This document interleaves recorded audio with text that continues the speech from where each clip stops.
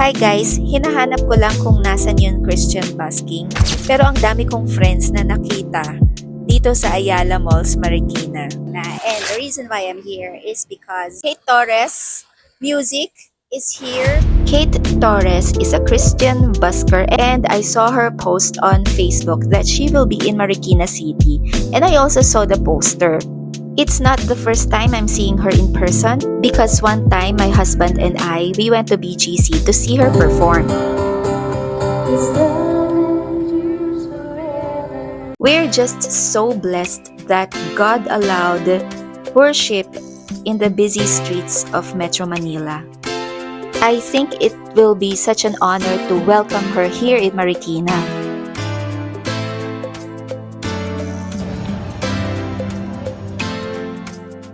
I'm challenging myself. I want to give this gift to Miss Kate. This simple gift is actually special. This notebook is one of the things that helped us fundraise for our short-term mission trips to Thailand. If you're looking to buy a gift to give this Christmas, comment down below. And me, as a missionary, I just have a high respect for Kate Torres for just being bold about her faith. So, eto na nga, nagsiset up na sila. Hello! Meron akong na-spot. Napakagandang mami. Si Tita Malu, shout out! Shout out sa mga taga-gift at Yes, Gift Church, the Lord of Covenant. Tsaka yung mga taga-Marikina naka-interfellowship natin. Yes! Sa Octo. Yes, Oktoberfest. Yes. Punta kayo dito. Punta kayo Mag-start dito. pa lang. Yes! At ayun nga, kinawayan kami ni Miss Kate. And praise the Lord, nabigay ko yung gift. Sabi ko sa kanya, hello Miss Kate, welcome to Marikina City. Kasama niya ngayon yung husband niya, o diba, power couple? And alam mo ba, advocate si Miss Kate ng autism and children with special needs awareness. Uy, kilala ko to, si Ate Lisa. Hindi ko siya malapitan kasi sinisave ko yung pwesto ko. Ayan si Pastor Lito tsaka si Sister Miriam. Pastor sila ng Triumphant Christian Community Church.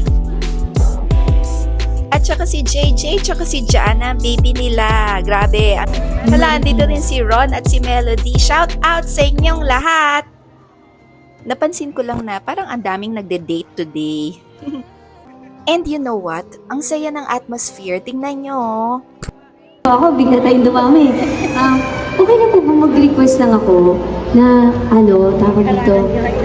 Kasi baka maharangan natin yung escalator po. Kahit ano lang po, lipat lang po tayo, ma'am.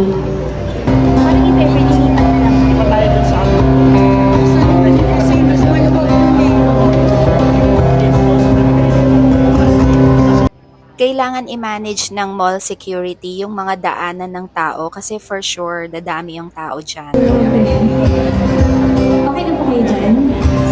Magandang gabi po sa everybody. My name is Kate Torres. Welcome here at Ayala Malls, Marikina. Come on! Wandering into the night, wanting a place to hide as weary soul. This battle comes.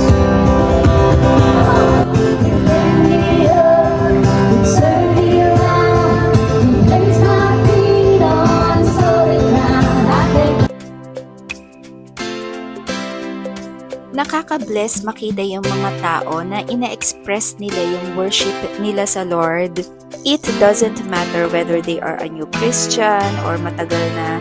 What matters is that we're gathered together as one body. All out doon mag-praise and worship, mahuhuli pa rin sila. Kaya, aren't we blessed and privileged na nagagawa natin to freely dito sa bansa natin? Totoo, yung sabi nga na we're so blessed here in the Philippines that we can worship the Lord in public. Sobrang dami ko pang gustong kantahin.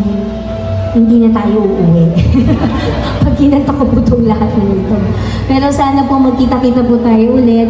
And thank you, sobrang thank you po for the warm welcome po. Thank you so much. So there you have it. Kate Torres here in Ayala Malls, Marikina. If you like this video, subscribe to my channel or hit the like button pala and comment down below if you're also here in Ayala Malls, Marikina na nandito si Kate Torres. Friendly talaga ang mga tao sa Marikina. Tingnan mo, gusto nilang makipag-friends kay Miss Kate. And I'm so thankful na nakahabol ang husband ko for a picture taking. See you again in the next video.